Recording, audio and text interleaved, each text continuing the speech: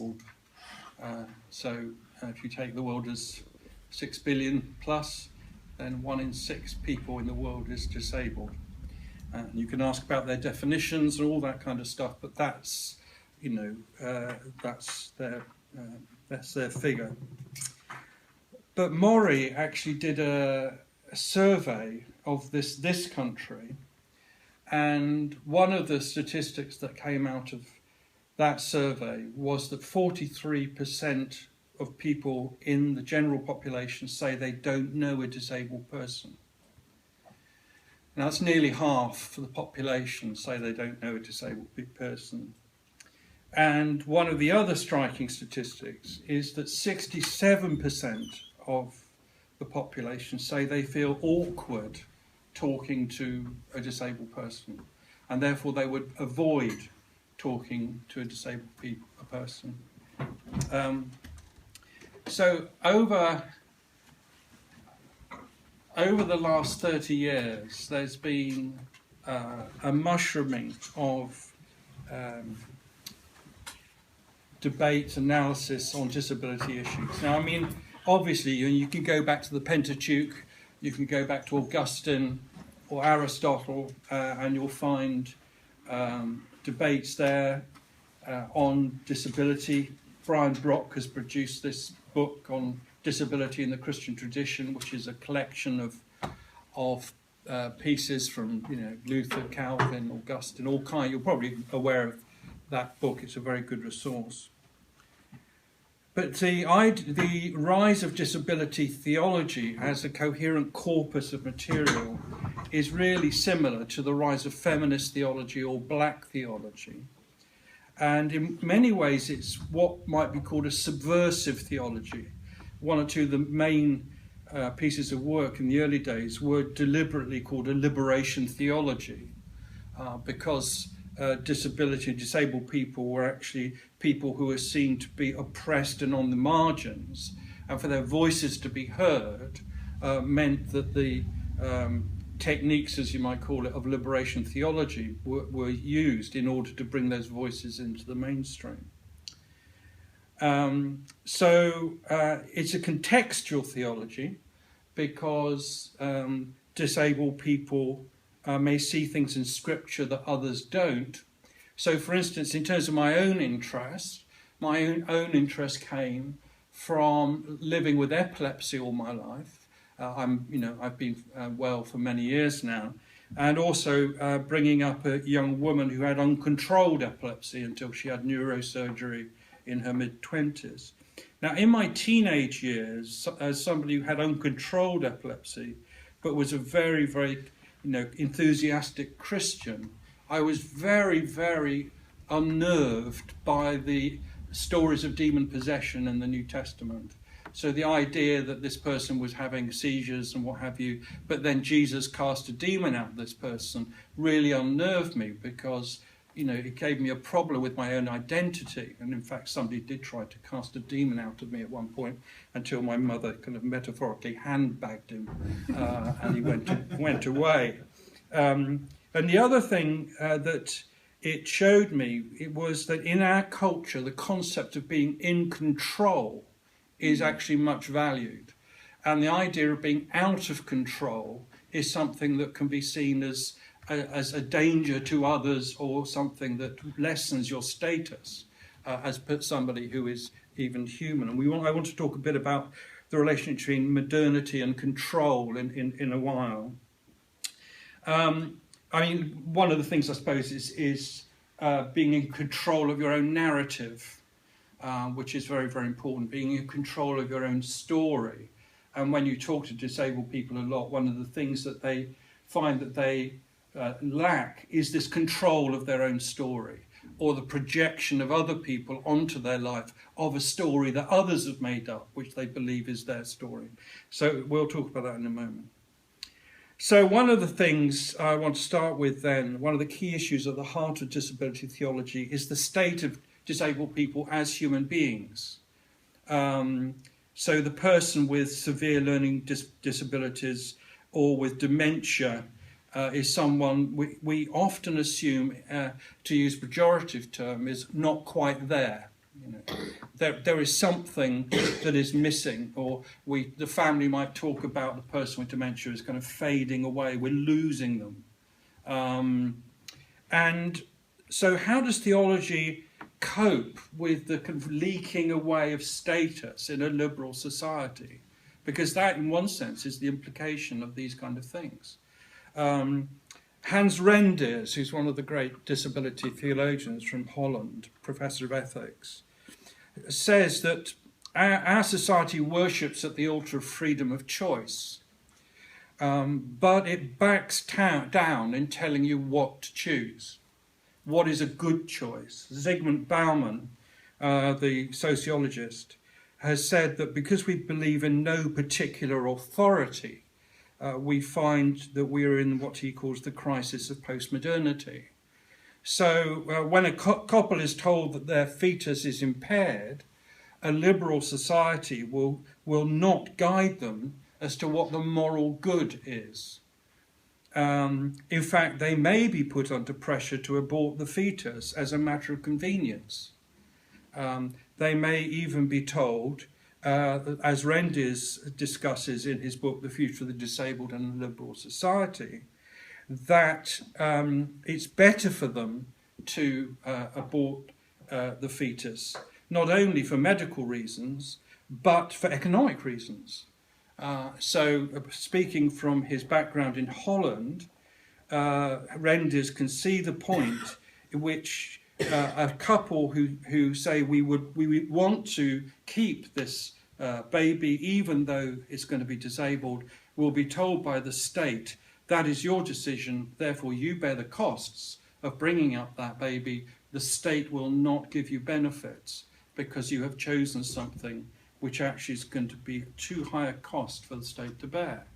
In other words, that freedom of choice is a fundamental value of a liberal society, but when you take away any consensus as to what the moral good is, some of the most oppressed people in society may actually suffer from the fact that economic values have come into the vacuum left by the consensus about moral choices. And so one of the things we need to ask ourselves is, does Christianity, that used to provide the language of religious consensus by which we understood what moral goods were and moral bads, can it somehow give an authoritative statement about the status of all human beings? And where would that come from? So what I want to start with, there's several things I want to say, but in the first place I want to start, which is quite logical actually for a Christian or a Jew or a Muslim, it is the concept of the image of God in the first two chapters of Genesis. But basically, the image of God is the idea that humanity, male and female, is somehow made in the image of God.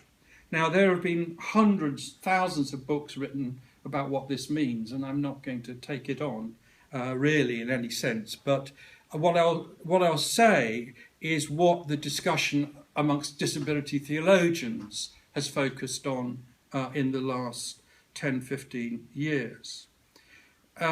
Disability theology finds some particular ways of looking at the image of God problematic. I remember, for instance, as a kind of young adult, being a very junior member of a group of very eminent theologians. I was there to make the tea, basically. And we were discussing, I think, a book. It was like a book group for theologians. And we were discussing something on the image of God. And I wasn't allowed to speak. I made the tea, and I was there on sufferance that I made the tea. I served the quiche. It was always quiche. And I could listen to the discussion. And it seemed to me then that what was happening was that the primary conclusion about this was that the image of God was most about rationality. What they were trying to do was distinguish humanity from the animals. That's the way they'd approached it, and saw reason as the distinctive of, humankind. And they didn't seem to see that this actually posed a problem for humanity, rather than giving an elevated status for humanity. Because yet again, if we looked at those people in the society who by the judgment of society were not deemed to be able to reason properly, then the status of those people would be reduced. And we could see in human history how many times that lack of reason had given the others the right to put away people, to enslave them, to treat them as having less human rights than other people. So again, taking the person with severe learning disabilities or the person who has dementia, let alone other groups, surely to say that reason was the hallmark of the image of God actually was something that was not acceptable if you wanted to make a strong statement from a Christian perspective about the status of human beings. So disability theology has actually gone in a different direction. Disability theology has pointed out, or one strain of disability theology has pointed out, that the image of God is Trinitarian. In the passage about it, the verse which talks about God saying that the creation is about to come about says, "Let us make a man or humanity in our own image." And that basically, because the Trinity is persons in relationship within the Christian worldview, so we are made in the image of a social God. And far from rationality being the key to being human, it's relationality, being in relationship, that actually is the key to being social in relationship with one another, and also, because we're talking about religion and the Christian faith, the relationship between God and the person. And this is important when we come to dementia, and what we perceive as being relationship may be fading, but actually our faith that the person is still there is very, very important, and we'll come to that in a moment. So we have relationships with one another, not only those that are articulate, but those that are not articulate.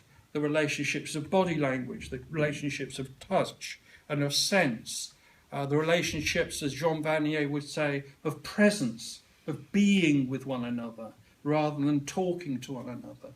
All kinds of ways of expressing relationship, even with those, well, especially with those who cannot articulate their view of the world to us.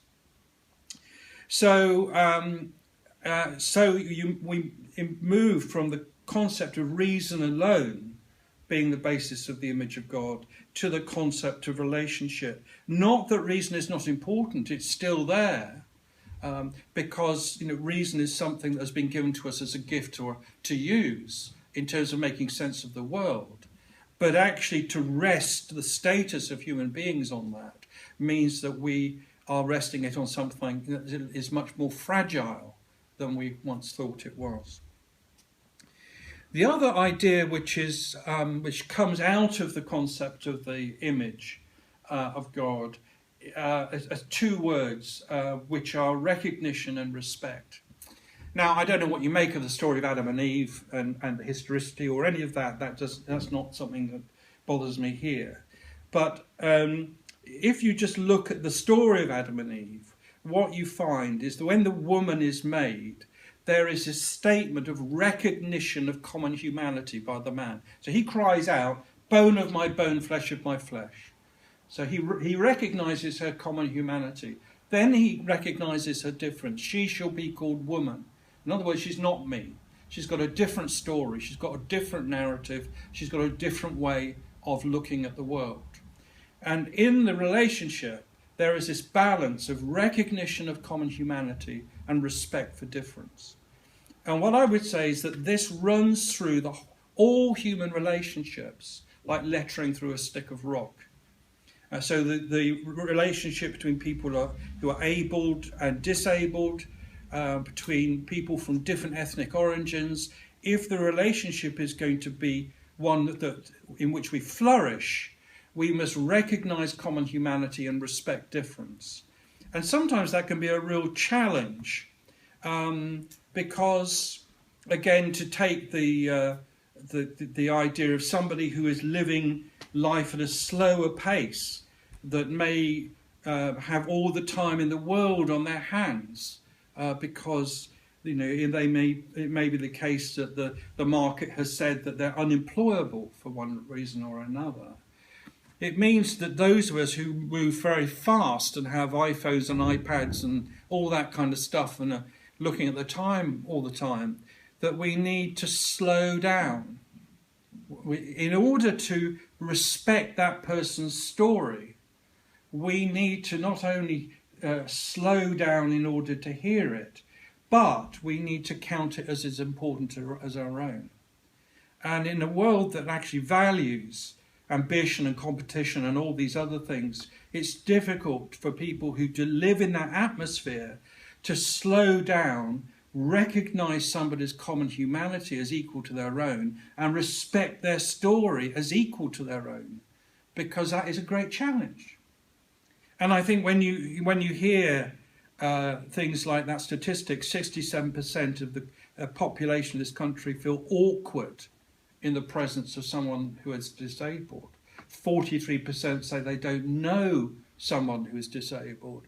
You can see the way that the culture of our society militates against that rhythm of recognition and respect, being in relationship with people who are different to yourself.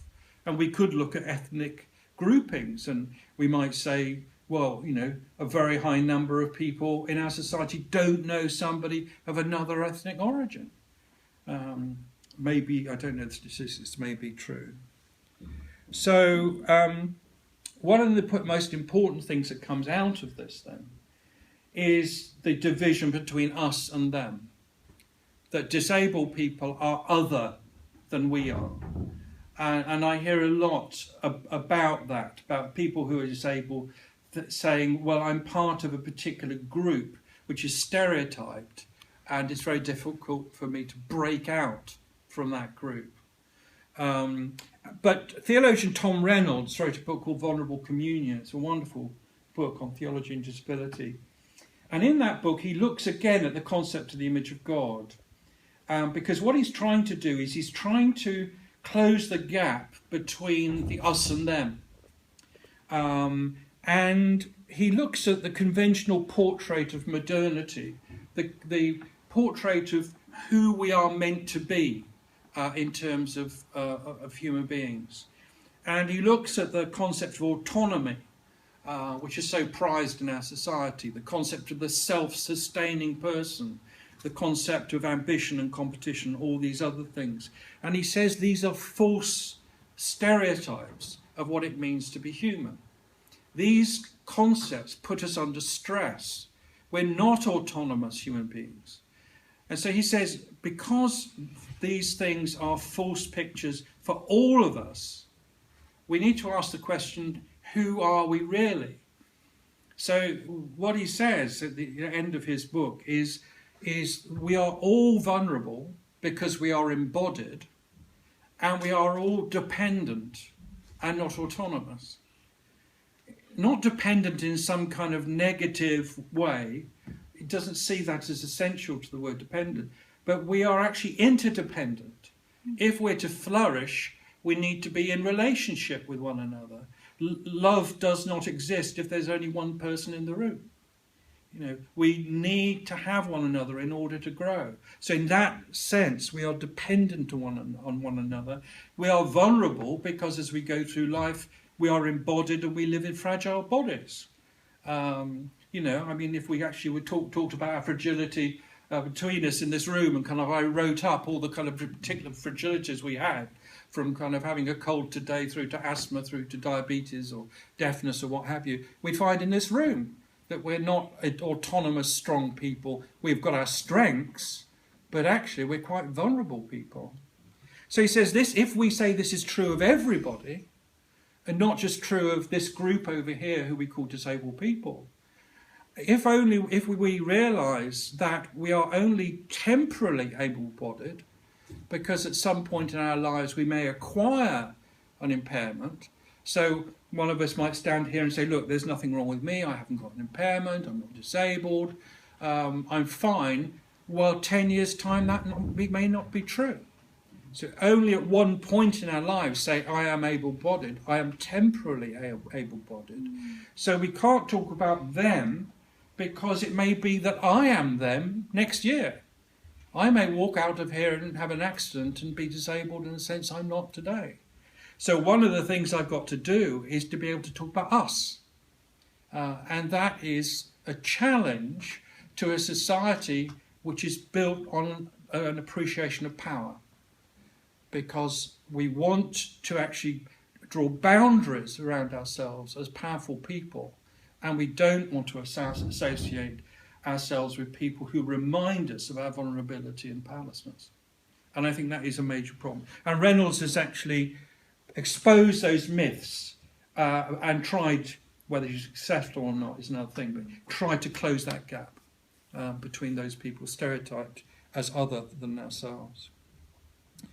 Amos Yong, who is another disability theologian, he's a Pentecostal theologian who wrote a book on disability and Down syndrome, and he's written another one on the disability in the church. It's very, very good. Some of you probably know him very well. He's written a lot on the nature of normality. Now, throughout the disability movement, whether it's religious or not, the concept of the normal has become problematic. Because in one sense, the kind of criticism is, what does it mean to be normal? Who is normal?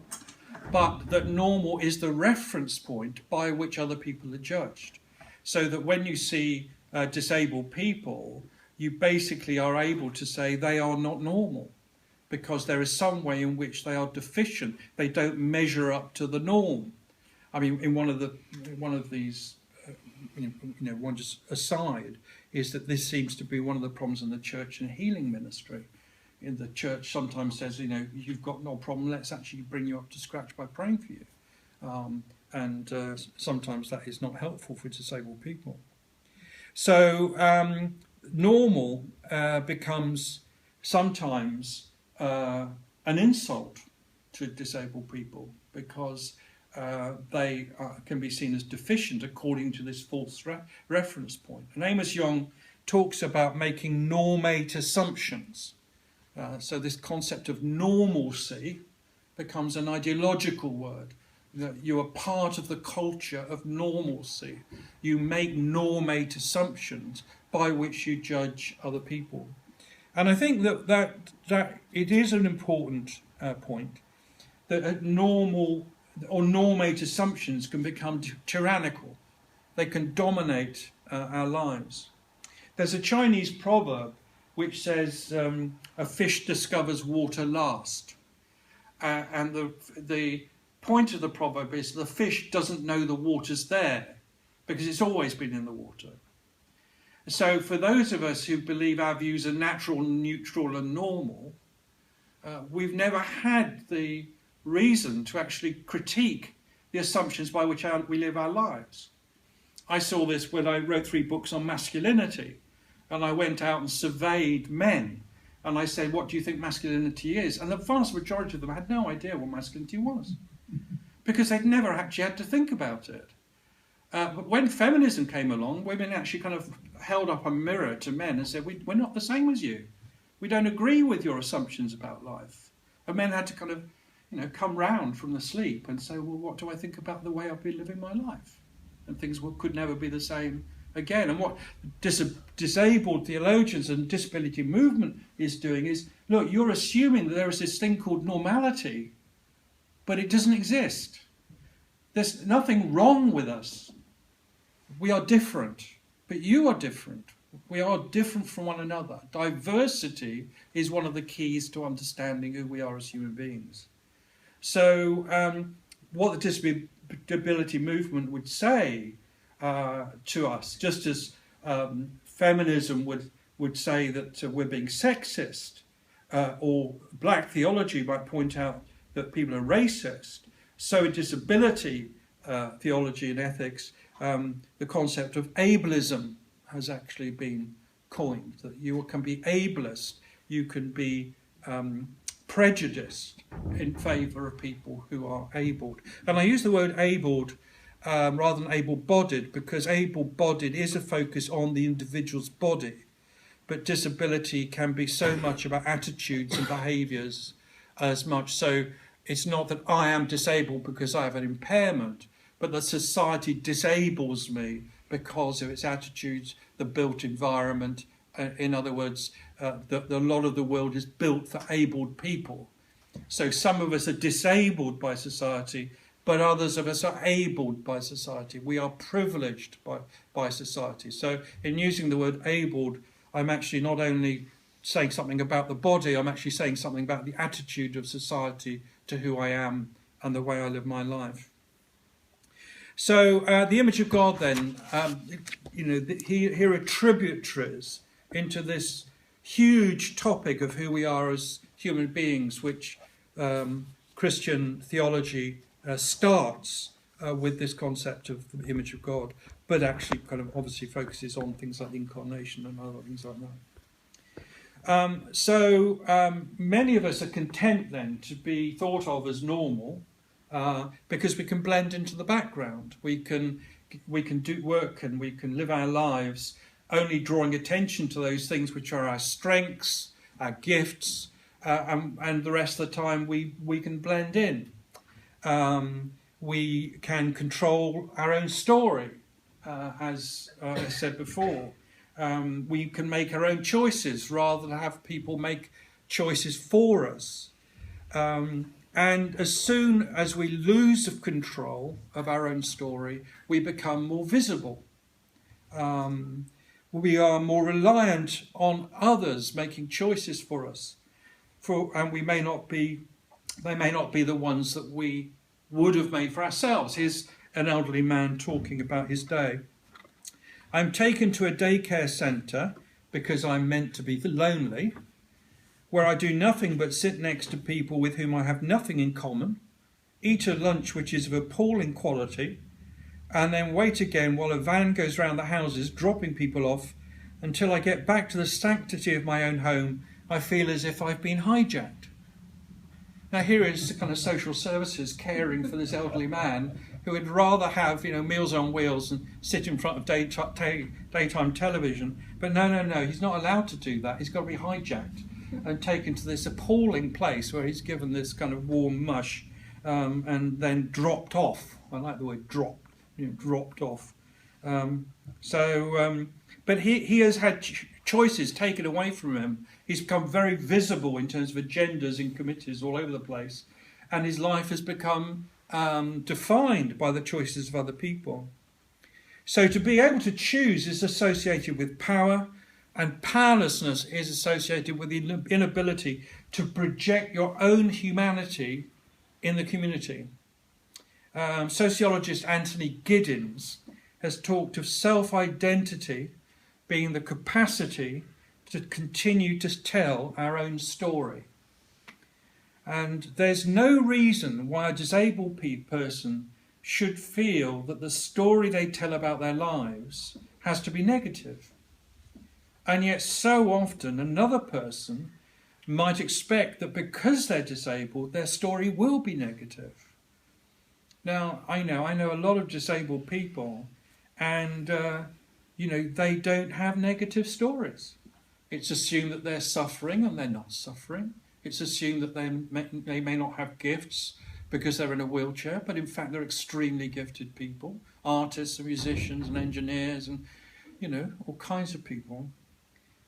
Self-identity, Giddens says, is not a distinctive trait or even a collection of traits possessed by the individual. It's the self as reflexively understood by the person in terms of his or her biography. And he continues, a person's identity is not to be found in behaviour, nor, important though this is, in the reaction of others, but in the capacity to keep a particular narrative going. So society, as I said, can actually assume that the story of disabled people is going to be negative, or that it owes more to the story of other people, such as carers, than it does to them. So the more that person needs care, and the more they need hospital appointments and other things like that, it's seen as erosion. That the more that person is on other people's agendas, power is taken away from them, and they are seen to lack control. So for disabled people to live in a more equal society, both disabled people and able people have to change. The equation has to change between them. Because while the abled person values the kind of invisibility that allows them to only stand out from the crowd when things draw attention to their ability and power, so the disabled person would like to be in the same situation. They would like things to be drawn to the attention of others which focus on their abilities and power. But often that doesn't happen. Ironically, disabled people often say they feel invisible, but this is quite different. They feel invisible because they've been noticed, they are visible, but because they're being actively avoided. And that's what comes out of those statistics. And the story is told of a woman who had multiple sclerosis, who was in a wheelchair. And she was used to being ignored while people talked to her carer who was pushing the wheelchair. And then one day she broke her leg, and her leg was very visibly in plaster, and her life just changed because it was assumed by people that she was a normal person who had broken her leg, and the reason she was in the wheelchair was the broken leg. And then after a while, the plaster cast came off, and within a week or so she was back to where she was, with people ignoring her. Because again, she wasn't seen as normal. She was not one of us. She was one of them. So people did not communicate with her. Now, the next thing to talk about is the literature on friendship. Because much has been written in the sociological literature about friendship. And again, Reinders, the ethicist Hans Reinders, has written an extensive amount on friendship and has brought it into the debate on disability. And he says that we have been brought up in liberal society with the very important concept of rights. But rights are a blunt instrument for Hans Reinders.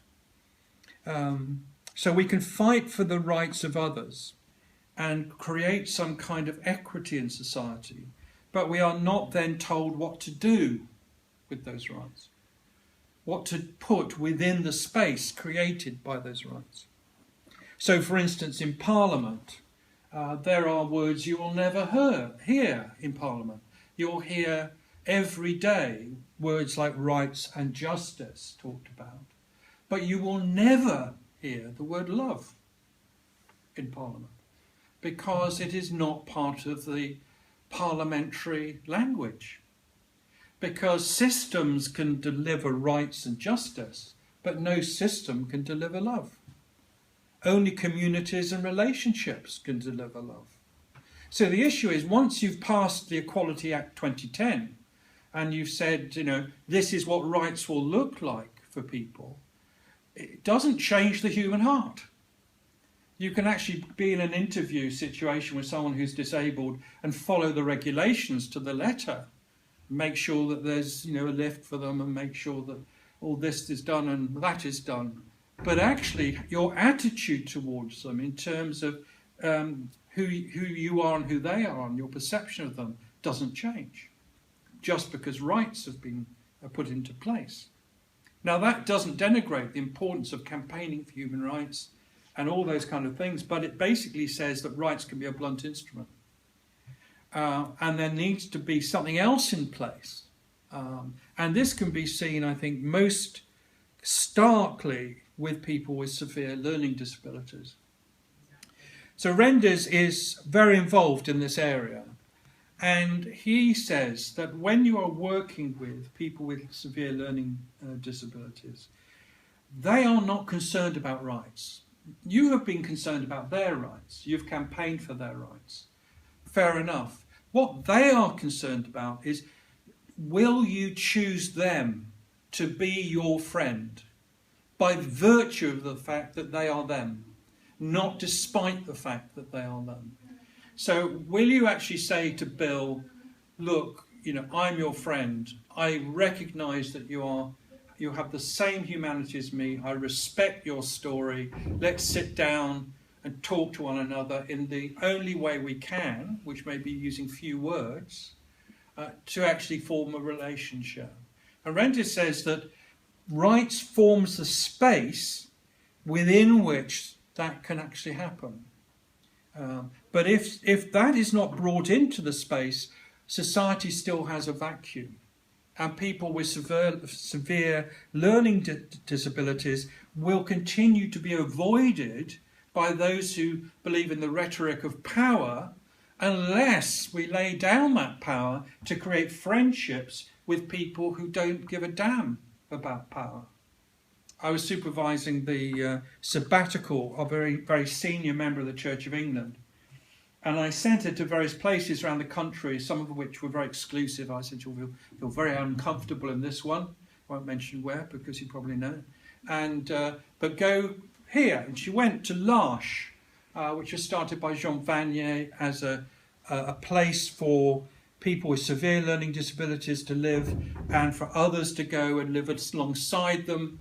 And she said that this was the most profound experience that she had on a sabbatical, and one of the most profound in her life. And the reason was that nobody was interested, a few more minutes, nobody was interested in who she was. Nobody's interested in her degrees or the fact she was so senior in the Church of England, or what she'd done or what she'd written. She was stripped away to the bare bones of who she was. And she found it very humbling, because she wanted to do what she always did, which was to say, well, I'm so-and-so in the Church of England. I've written this book, It's just as if those words didn't exist. And what people wanted to know was, will you be my friend? Will you have a relationship with me? And if she said no, because she was too awkward and couldn't do that, then things broke down. And for us, I think this is great, those of us in the church, it's a tremendous challenge as to those of us who use the language of power and talent and leadership and all those things, as to what we make of this in the church. But that may be another talk, another day. So how do we do this in a way which is not patronage? Which in a way that says, you can be my friend. I retain the power because I am making you my friend. Rather than we are equal. We are vulnerable together. We are friends, and we recognise and respect each other's stories, even though we may not be able to use many words to express it. It's a great challenge. And I think it rises out of disability theology as one of the big challenges, not only to society, but to the church as well. Let me kind of do... Am I allowed 10 more minutes? Okay, you're not asleep yet. You're okay. Okay, so then to come on to the idea which kicked off the debate, or the intensity of debate in the last 30 years, was kicked off by a particular book.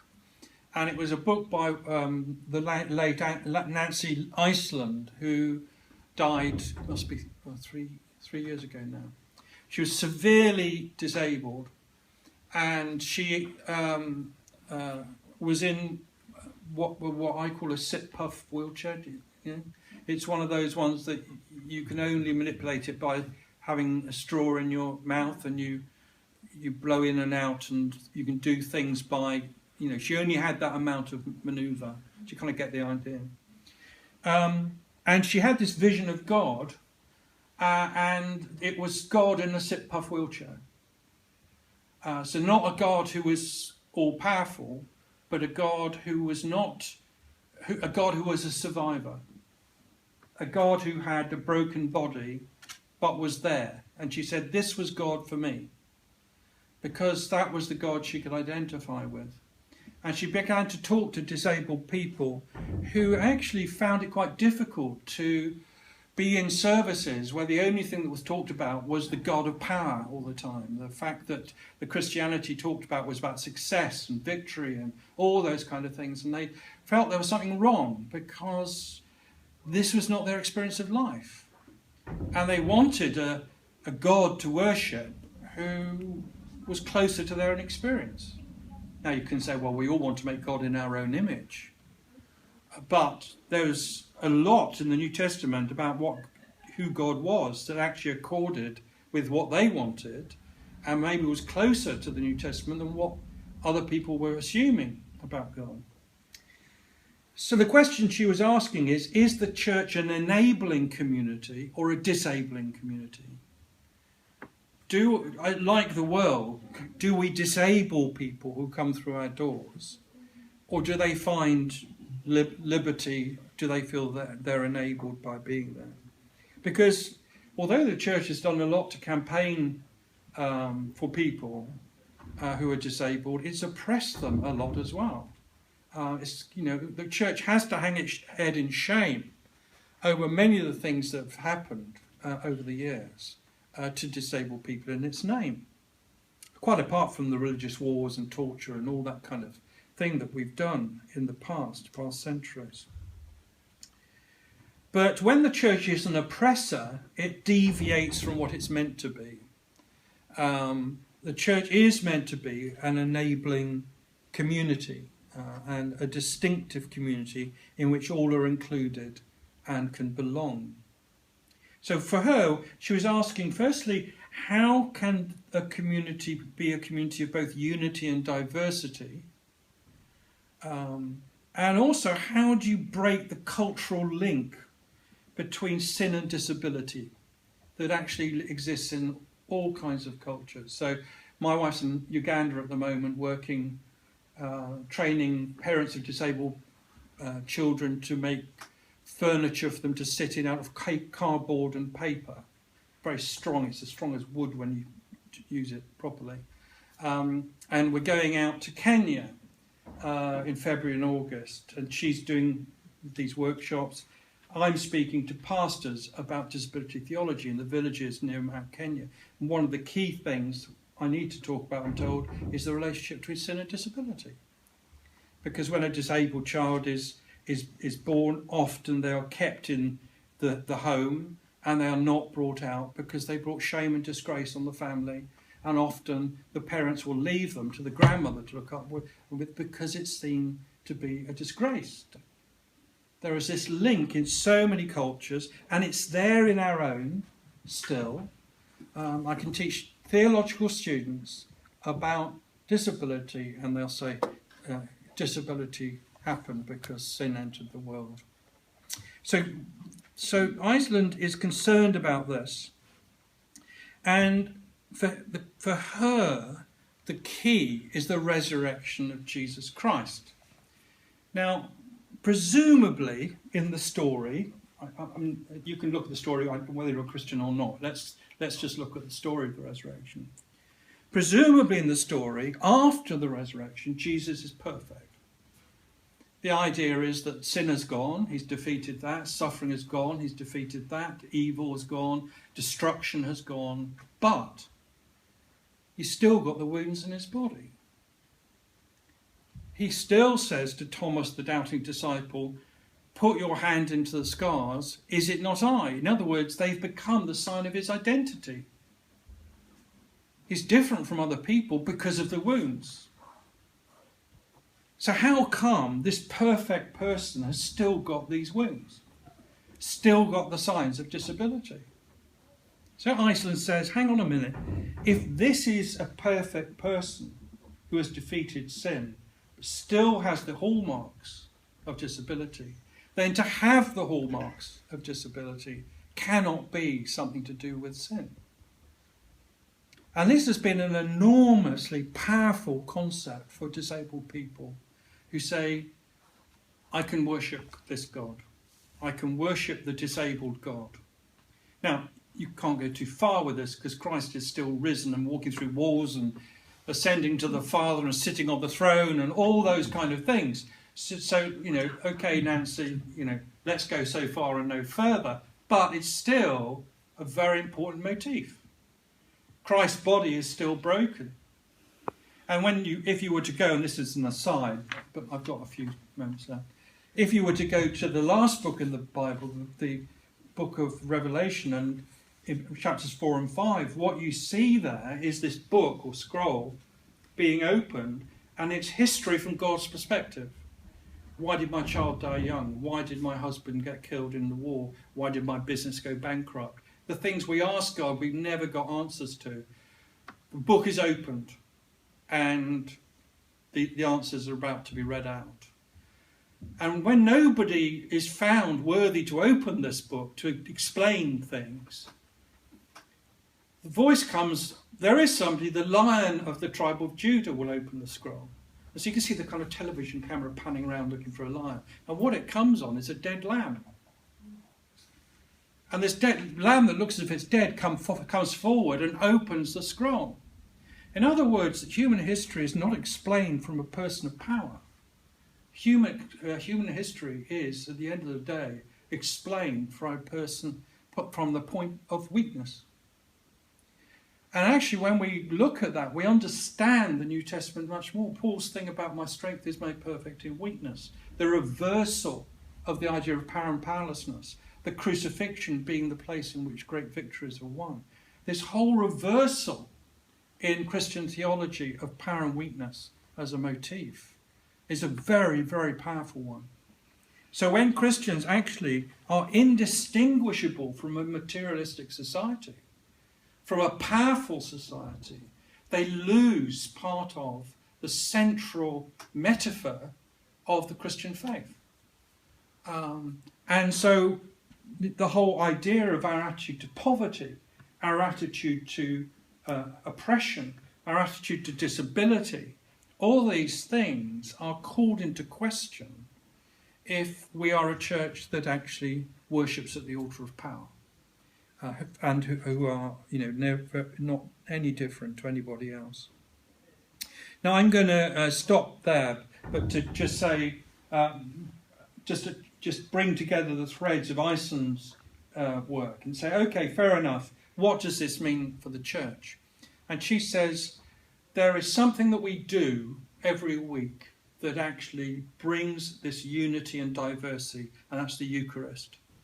She said the Eucharist it brings us, the bread and the wine, being together, taking Holy Communion, it brings the abled and it brings the disabled to the same altar, and we actually celebrate the broken body of Christ, the risen but broken body of Christ, and in doing so, we say we are still broken. We are Christians, we've been forgiven, we've been liberated, but we're still broken, and we are together. It's not just one group going up to the front and taking the Eucharist. We give thanks for the broken body of Christ because we are the broken body of Christ. And it's in that context that she says, this is not theory, because it's done every week in the church. And as we see that done every week in the church, so the church becomes that unifying, diverse community that it's meant to be in the world. And it can therefore live out disability theology because it's got integrity. But if it doesn't see itself in that way, people have to just keep their vulnerabilities under the surface.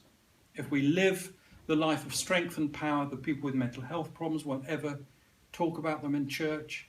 The women with anorexia will not admit to it in church because we're all meant to be normal. It's actually, as we say, yes, we're gifts to one another and we've got gifts, but we're also vulnerable, interdependent and broken. That all this stuff begins to disappear and we can be the people we really are. Okay, so that's some little insights into the themes of disability theology. I hope it's not too kind of lowbrow for you. No, not at all. Thank you very much.